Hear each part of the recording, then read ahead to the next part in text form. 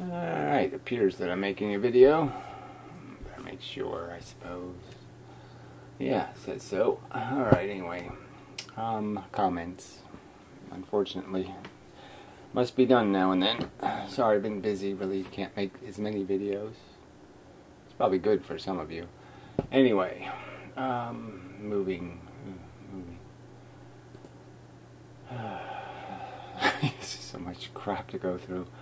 Anyway, I haven't watched the entire video yet. It's just a bad way to... I just don't see the point in commenting without watching the video. Just can't see the point. Nor have I encountered the answer in all the other videos I've watched. But, yeah, whatever. I don't know what videos you've watched. There's ones that on the, in playlists, start here, overview, and the subject videos. So that would be the place to start. How do the supposed wavelengths of light fit into the model? Well, I've been over it 4,000 times. Photons are made of cannonballs at a frequency, little quanta of momentum at a this distance between them. And what we call a photon is a clump of that, either at minimum 2 cannonballs, because that's the only way you can have a frequency. You got to have 2. Or 3 or 4. I think our pupils can, our eyes, our retina can pick up, say, 6. So it needs a ray of light, a ray of photons, 6 cannonballs deep for us to say, hey, that was a photon. Alright, straight rays are obviously incompatible with waves. The point is straight rays can be made of something that's at a frequency. So you can have a ray of bullets. I can just shoot bullets. Bang, bang, bang, bang, bang, bang. And you can call that a ray of bullets if I aim them at all the same location. Straight rays are obviously... is wavelength a misinterpreted frequency? Well, clearly a frequency has a wavelength and a wavelength has a frequency. So the two words are fundamentally interchangeable, and mathematically the gimmick is, one number gets bigger as the size gets longer, and one number gets smaller as the size gets longer. A dense ray like this, yeah, that would be as dense as any other ray. You're just changing the frequency, it's just changing the separation between the little dots.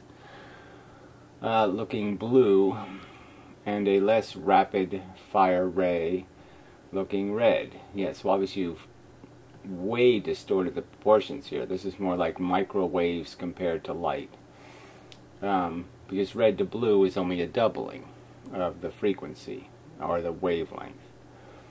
But if that's the case, one should be able to measure blue as red if they measure for a short enough time period. Yes, but you have to go insanely fast to create that much redshift, like many times the speed of light. So you really can't do it. You can't create that much shift. Not enough time to do it. As funny as that sounds. My choice of red and blue came before the video self-started. I don't know, there's no self-starting videos using those colors. Fine. My red and blue correspond to the so-called electromagnetic spectrum. It doesn't really matter for the purpose of your question. Yours corresponds to the 2 little spheres in the video. Well, I don't know what... obviously electrons and protons are interpreting the energy that comes to them. And that's the electromagnetic function. That's quantum electrodynamics. So yeah, I'm arguing that the force is also colored. Alright, Robert Ritchie. Ken Wheeler has almost invented his own language that can be very confusing. No, it's not just confusing, it's incomprehensible. The words, it's like even the word inertia. We already have an established definition. He wants to completely change the definition. It's just silly. To the viewer, personally, I'm very disappointed. Well, I don't know how you could be disappointed. You had some expectations. that Ken took the wrong turn in his studies. His whole philosophy is a wrong turn. You don't look to the past to find the truth. There was a lot of ignorance in the past. There wasn't any... People weren't better people or something, you know. They just weren't. So, you know, this whole idea of glorifying the past as if it wasn't polluted by what? Knowledge of the truth, you know. The past was a dirty, scary, crappy place. Anyway, so Christian Thompson, his TV is on fire. So yeah, it's not a very brilliant commentary. We've all seen screensavers. Yes, you pay enough money for an Apple computer, you get a little fireplace as a screensaver. Wow.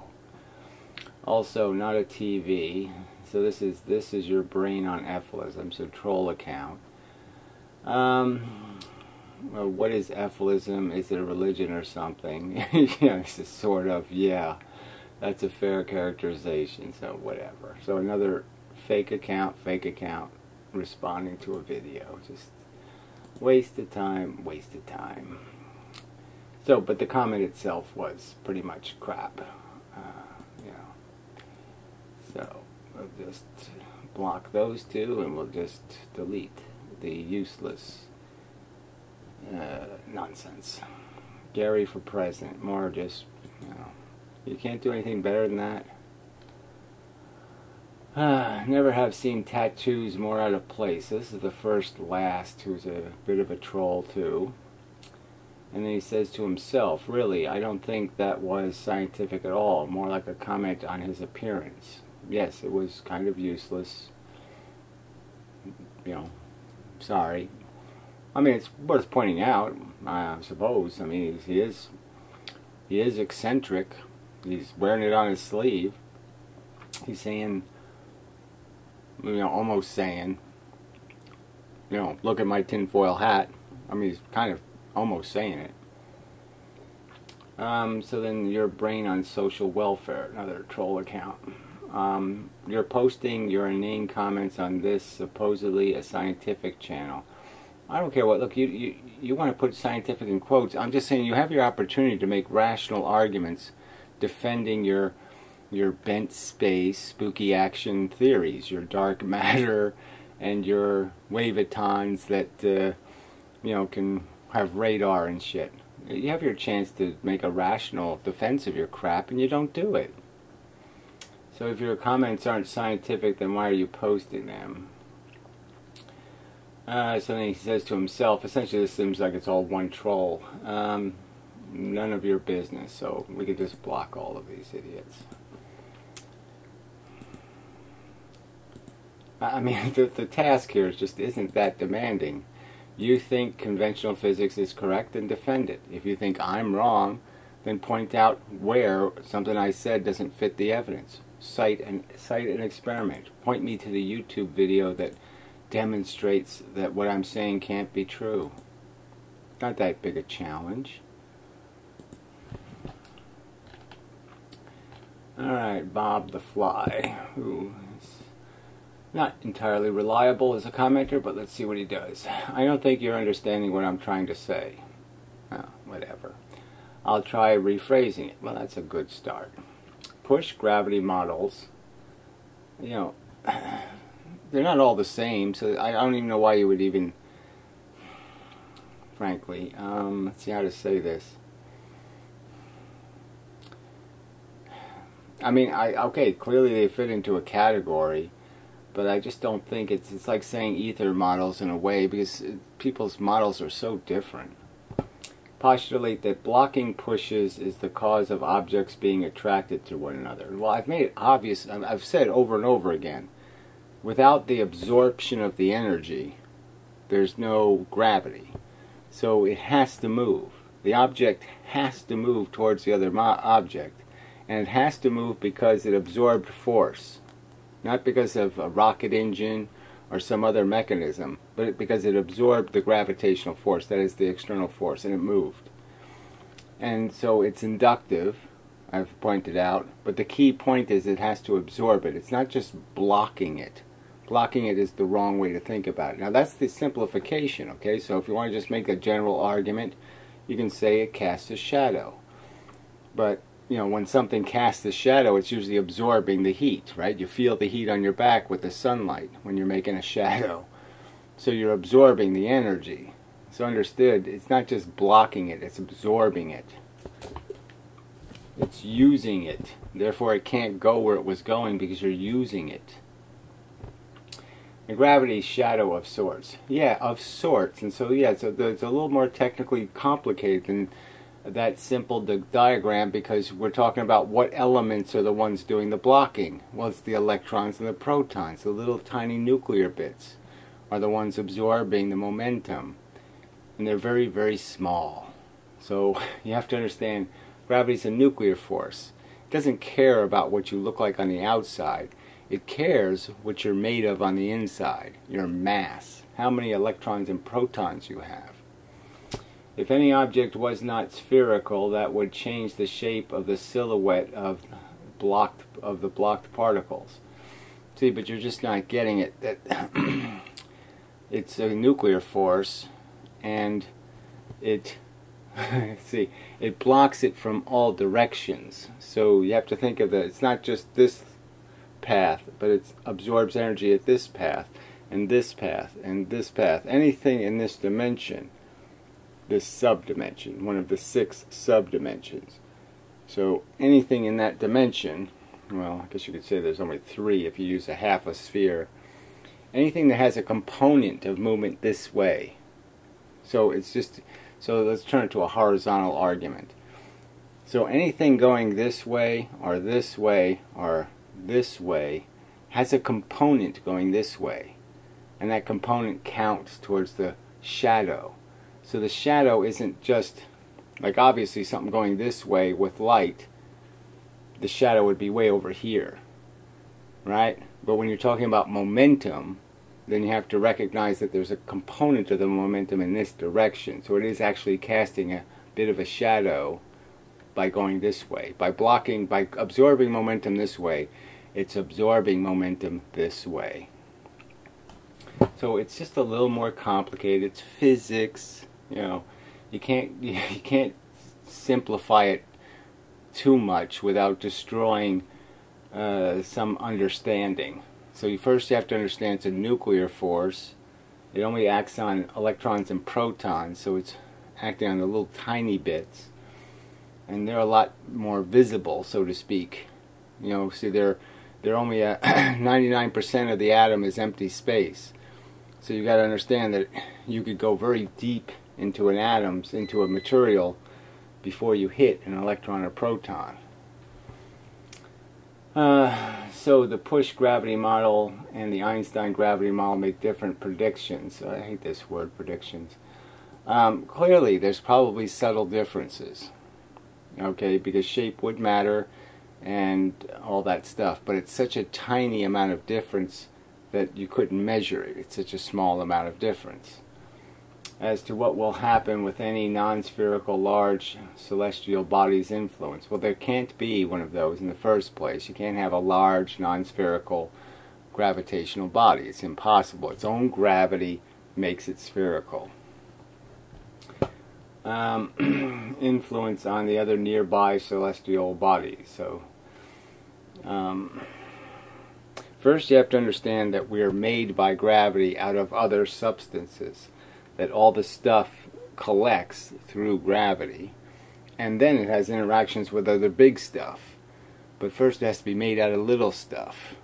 Okay, first the gravity causes the little stuff to stick together, and then the little stuff can have interactions with other big stuff once it's a big stuff. So it's true that because their model is a synthesis of a perfect world, they don't do real world Einstein math. They do perfect world Einstein math. But they already found this. I mean, NASA sort of discovered this when it did the flybys by the asteroids And they found that it has uneven gravity because of its shape. There's more gravity at the ends than there is in the middle because the thickness is deeper. So more momentum is absorbed in that direction that can be absorbed in the thin sides. Alright, John Crow. This is nice to see. Ken's language seems half gibberish and half code. Yeah, why the code is really stupid. I find his arrogance off-putting. You're much more relatable, and easier to follow, understand. Well, at least I'm not using a bunch of words to deliberately using jargon. And if I'm using words, I'm always attempting to define them and make myself understood. So yeah, I'm always trying to say it more than one way with more than one word, so I'm not misunderstood. The first time I saw his hemp rope, I thought it was GI. I imagined him being a judo expert too. Well, yeah, I didn't fall for that. He's no ordinary nerd. You know, he is the mega nerd. He was probably a real joy to be around in his childhood. Yeah, well, his whole life, right? It's just insanely arrogant.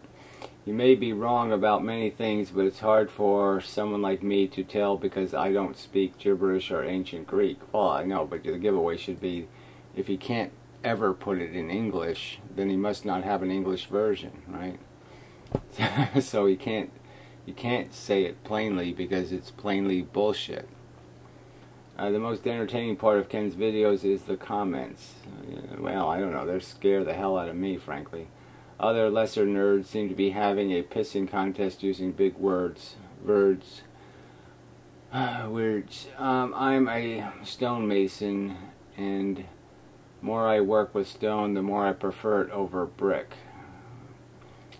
You know, I guess I would prefer it over either one over a human. In my line of work, I just have to be a little smarter than the stone. What I have learned is that really smart people don't have to constantly tell you they're smart. It shines through. Yeah, well, I don't know if that works either. I mean, obviously the audience is a poor judge, right? Because the audience is dumb. So how can dumb people know when somebody's being smart? You know, that's the problem. But clearly, we can understand how you attempt to communicate. We know that anybody who walks up to like a toddler and starts using multi-syllabolic language and starts using technical terminology, that they have no hope of communicating and that they're not trying to communicate, right? They're just trying to make noises to confuse the kid or something. And we know that when you talk to a kid, you use plain language. That's good, that's bad, that's right, that's wrong. You can do that, I'm going to punch you in the head if you do that. You know, we make it plain and simple. And the fact that Ken can't do that is just evidence of the fact that there is nothing to cognize, there's nothing to put together, because the parts are not related. You can't make a car out of it, you can't build a plane out of it, you can't build anything out of his model. It's just incoherent things stuck to each other with Scotch tape.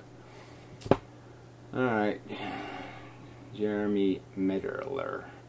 Try this, fuck you, and help K realize why understand all of some why animals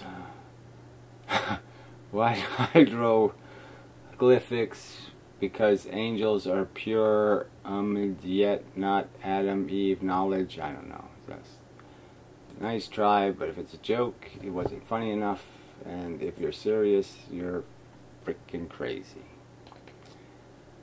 Alright, so this colon guy, or whatever he is, Colosmons, sounds like some kind of disease.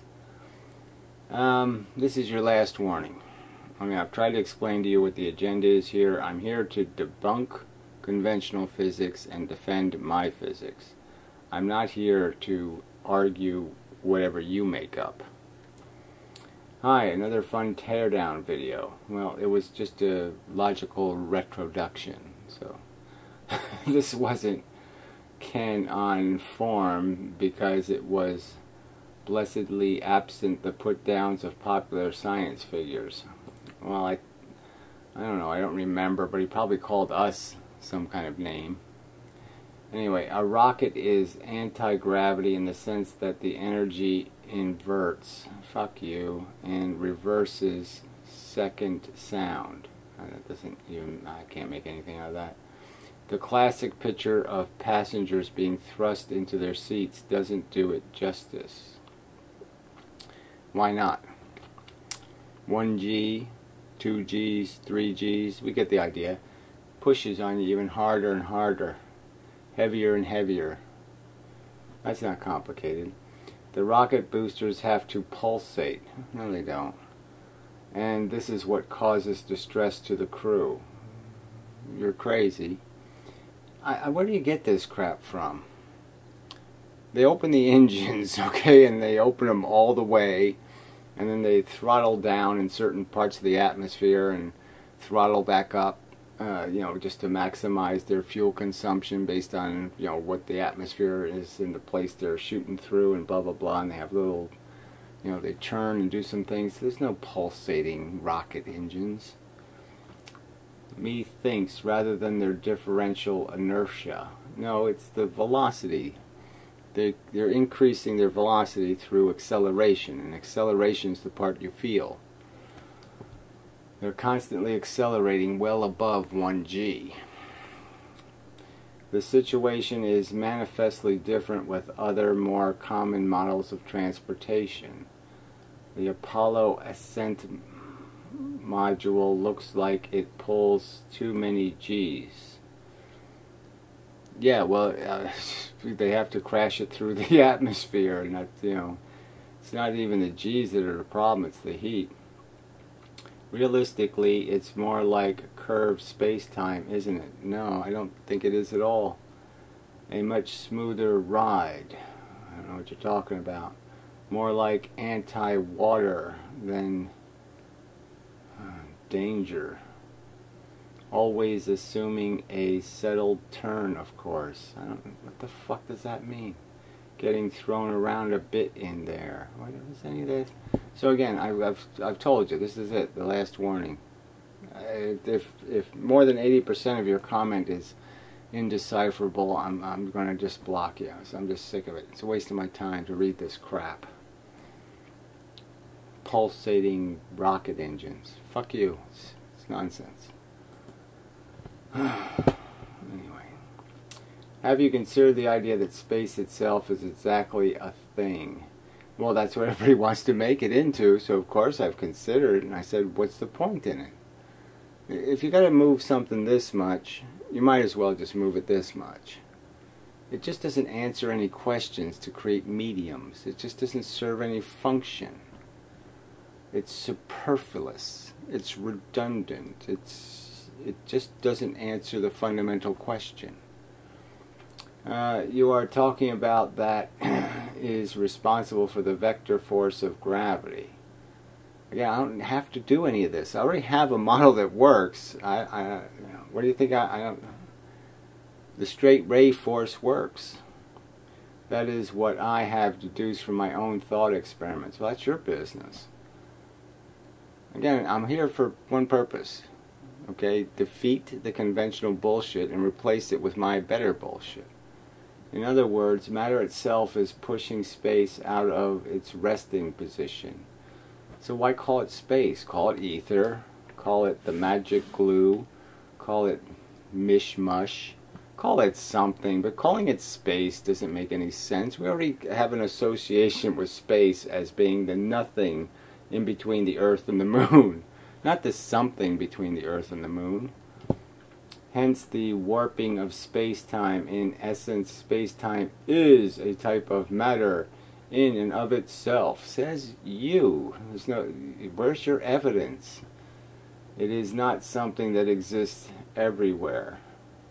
Well, does that make any sense? The space doesn't exist everywhere? Oh, fuck you. In the universe, and should not be taken for granted. Oh, it exists everywhere. Yes, so what? You know, it's like I said. superfluous to the goal, which is to explain the force.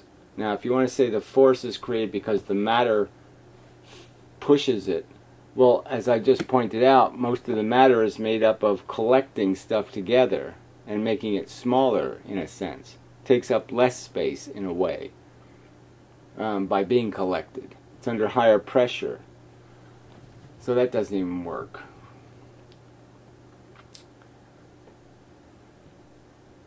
Yeah, so, whatever. Yeah, this is. It is not something. Oh, he said it is not. It is not something that exists everywhere in the universe. So, yeah, he did say that. And should not be taken for granted. Doesn't even make sense. Oh, look at all this crap. In my opinion, who cares? We do not live in space. Okay, but rather we live around space. So, what is this mush? You could say the same thing for a person in a pool of water. Again, so all these analogies to mediums, like we all have to live in some kind of substance. The person is not in the water, the person is around the water. I mean, obviously they're not around all the water, so that doesn't work as a sentence. And of course, when the person pushes on the water, it will push back, hence Newton's laws. Well, how does it push back? Why does it push back? Frankly, water is a terrible example because water is incompressible. So it doesn't push back. The key takeaway that I disagree with your video is that you say space is some type of nothing. Yeah, that's right. Which I completely disagree with. Nothing is nothing. Again, you don't have any evidence, so I'm just saying why, to be presumptive, on a subject for which there's no evidence. I'm just taking the default position. I don't need a medium, so why should I assume one exists? It looks like nothing, it acts like nothing, it has every feature of nothing, so why can't I just leave it to be nothing? You say, no, I'm making a mistake somehow. Well, what evidence indicates there's a mistake somehow? Never in your life have you ever experienced the true presence of nothing. Oh, fuck you, because the edge of the universe is that nothing. It will take you an infinite amount of energy to reach the edge of the universe. So you're going to make predictions about what's at the end of the universe. Great. Waste of time. As beings with mass, because space-time will just push us right back into the center with a force that is proportional to anything that can be deliberate. The only thing that can reach the edge of the universe are massless particles. Like there's such a thing. You can't have momentum if you're massless, so that doesn't make any sense. Photons. Photons are the only thing in the universe that can reach the edge of the universe because they are not affected by gravity. Well, you're going to have to tell them that because that's not what they believe. Which is explained by what I said earlier. No, nothing's explained here. When photons reach the edge of the universe, the light energy is radiated back in because light cannot escape the edge of the universe. So again, you're saying it's not affected by gravity and yet it's pulled back in by something. Alright, well, whatever. This is not on the subject. You either defend conventional physics or you attack my specific points. But this crap is doing neither, and I'm uninterested. Alright, well, that looks like it. See if there's anything spam worthy. There's a few other little troll comments, just this your brain on social welfare kind of crap that I already deleted. So there was a troll video, but I mentioned that in next week's Fake Physicser of the Week. I already made that video, so I'll post that on Monday probably. Let's see, remember those old Wendy's commercials?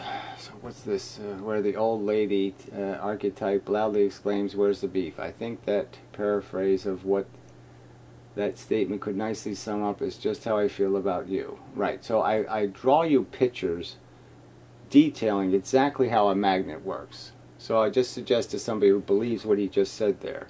I have a video, okay, in the subject videos. It's called Magnetism. Go watch it and explain how a single thing diagrammed in that video is debunked or made impossible by a single experimental piece of evidence. It perfectly fits the data, perfectly fits Maxwell's equations, and describes why there's attraction and repulsion.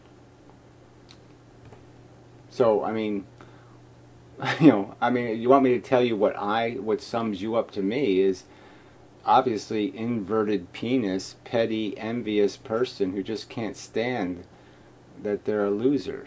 And so this is what they have to do on the internet, to pretend, oh, I won an argument by not arguing any of the actual points.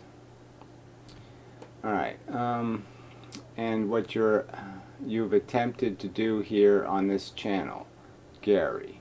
Well, what's your name? Pussy shit.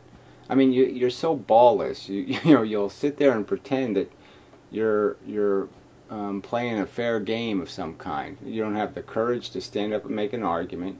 You can't even do it in audio files. You can't even post it in like a rational way. You can't even get to any specific argument, like actual physics. I mean, there won't be any actual physics in any of this crap. So where's all the science? Question mark. The science is fitting the evidence. That's what a model has to do, is fit the evidence, fit the experimental data. That's all the model has to do, jackass. Their model doesn't fit. That's why they have to lie about what the two-slit experiment does. That's why they have to invent dark matter, invisible solutions to their broken model. I just see a lot of really superficial, right, so again, thousands of pieces of paper drawing it, really trite commentary. All of my commentary is deliberately asking questions. I have videos called questions, and I actually have listed questions that have never been answered by any of you cowards, pertaining to the very small and most probably unrepresentative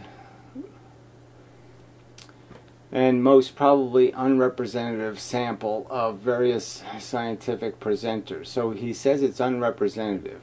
So I have played Susskind, Feynman, Lewin, the guy from Yale, the professor from Yale, deGrasse Tyson, Lawrence Krauss, the green guy, Al-Kahari guy. And so that's unrepresentative. And I've played their whole video. Didn't quote mine it, didn't do any of that crap, and just pointed out all the errors in what they said. And that's somehow not playing a fair game. Amazing. Already a very small subset of science presenters in general. So again, just kind of silly. An insanely silly argument to make. Link me to the video you wish me to debunk. Link me to the one done right. Show me the presenter who presents it correctly. Why don't you just do that? Instead of typing all this crap, why don't you link me to the evidence? If you have evidence, link me to it, please. I see no science being done here, except the observations I made are solid. I go on Google or I go to Wikipedia and I show exactly what it says, something entirely different than what's coming out of their mouth. What I actually think is going on here with you, Gary, who the fuck cares? I think you've been sniffing your own anus, way too many times, is out of an interest in governing some kind of low-level internet celebrity. Right, and I would do that by doing something really obnoxious to an awful lot of people. No, that's not the way it works. And you'd have to be a liar, right? You have to be, a flat earther, because all you people are cowards. So you people can only attack people who have a really easy to debunk pile of shit. So they have to be basically liars, and you can just point out how they're lying. But you can't do that, and it's obvious. You can't post a single fucking link. You can't post a piece of evidence, ever. A single rational argument. And the only time I ever have gotten pieces of evidence have been faked, like the Pyrrho evidence.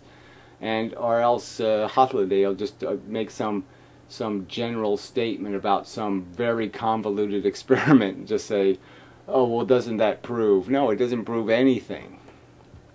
Because there's 59 million assumptions in the experiment. Is you have allowed yourself to become very, very confused about the difference between metaphor and absolute, any sort of truth. I know what metaphors are and I know what analogies are. And they're perfectly rationally used to make comparisons. So if you want to describe a pen, you might use other drawing instruments and say how it's like a crayon, or it's unlike a crayon, or it's like this, or it's like that. That's what you do, jackass. That's called logic, shit for brain. Including relativistic truth. Well, whatever that even means. You either make an accurate statement or you make an inaccurate statement. This has nothing to do with relativity, retard. See, by your own assertion, we are bacteria brains. I don't know where I've ever said that. I said bacteria with a brain, jackass. That have evolved specifically to allow one bigoted molecule to reproduce. So this has nothing to do with my theory, of course. And this process creates a viscous, selfish, primitive, cannibalistic brain that is really, really good at passing its DNA along. Clearly that's not what social animals evolve into. Crocodiles evolve into that. But social animals have to take care of each other. That's the whole point of having a herd, is to spread the burden. So we are not designed to be selfish, and our bigotries are more species related than family related, and not very good at anything else. And yet we are to believe that your personal common sense notions are good enough. So again, it's not just common sense. If it was common sense, it wouldn't take 7 years. So obviously it's more than common sense. You have to do some work to get there. Are good enough to understand the fundamental nature of reality. So again, this has nothing to do. There's no argument here. Yeah, that's the argument being made. I discovered what they couldn't. They didn't unify physics. I did. That's just a fact, okay? That's the assertion being made. Your counter-argument is vacuous. You're not making an argument of any kind. You haven't pointed out how the physics is wrong. Where's your evidence that the physics is wrong? Oh, that's right, it doesn't exist. At scales that are orders of magnitude removed from everyday experience. Yeah, that's the burden of physics. So if you're going to do physics, you're going to have to be able to model things in your brain. The very experience of our hardware is evolved to understand? Question mark. Yeah, our brains are evolved to get the location of things correct, and to understand I can't walk through a tree, and to learn in that sense, to learn what reality is made out of and how it works.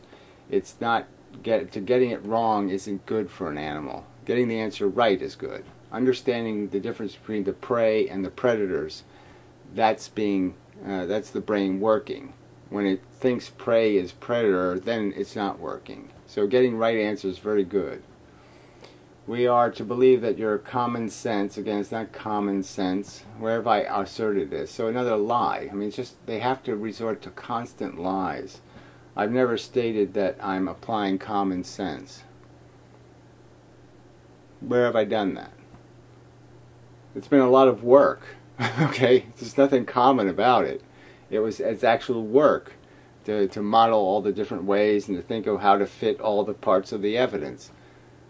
Yes, the answer is insanely simple, and it should have been thought of by somebody else. Is it so obviously sitting right there? I mean, Faraday was so close, and he just missed it. Is able to comprehend just what it means for the universe to come into existence. Well, again, if you're thinking this has something to do with origin theory, then again, you're just missing the whole point of physics anyway. That's religion. There's no physical evidence of origin. So that's just baby talk, religious talk. And again, it has nothing to do with my videos. My videos spend absolutely zero amount of time talking about the origins of the universe. Completely out of the realm of reasonable conversation, in my opinion. Even the phrase coming into existence is a metaphor for... So just amazing that he seems to think that my channel has something to do with explaining coming into existence. I've never talked about how electrons are created, or how protons are created, or how photons are created. Couldn't give a shit. It's just totally meaningless conversation. How they interact is the only thing that really matters. And that's the subject of physics, is deal with what you have evidence of, not what you'll never have evidence of. Even the phrase coming out as metaphor for that which is too far beyond the fringe of our understanding to grasp at any intuitive level. So again, just more nonsense that somehow the universe, as it gets smaller, somehow gets so elaborate and complicated and fancy. So the parts we can't see is where all the magic is. Woo woo woo woo woo. And the big universe that we can see just looks like a bunch of hard things with moving stuff that crashes into it. You know, looks pretty simple and mechanical. No, that's not the truth. No, it's all magical. And we see it in our everyday lives. Pens don't just fly off the tables. Lots of things don't happen. It's all quite predictable, mechanical, cause and effect. And yet he's saying there's some presumptive reason that we all should believe that no, it's much more complicated and mysterious than that. When every piece of evidence points to the fact that no, it's just cause and effect. The Copenhagen interpretation is likewise a metaphor for the nature of reality which we may be ill-equipped to understand. Again, so it's more bullshit. Copenhagen is the simplest of the wacky theories, and it basically just implies that photons have radar. That's it. It doesn't say anything more than that, jackass. On the same level as we understand billiard balls and Newton mechanics. FFS, whatever that, even Newtonian mechanics is attacked by religious leaders as being too far removed from God-given common sense. So more this, so I guess it is a religious nut, which must mean it's untrue. What the hell makes you think we can understand these things? What makes me think you can is because the model works. Mock gravity explains gravity. That gives me a reason to think, oh yeah, maybe that's how it works.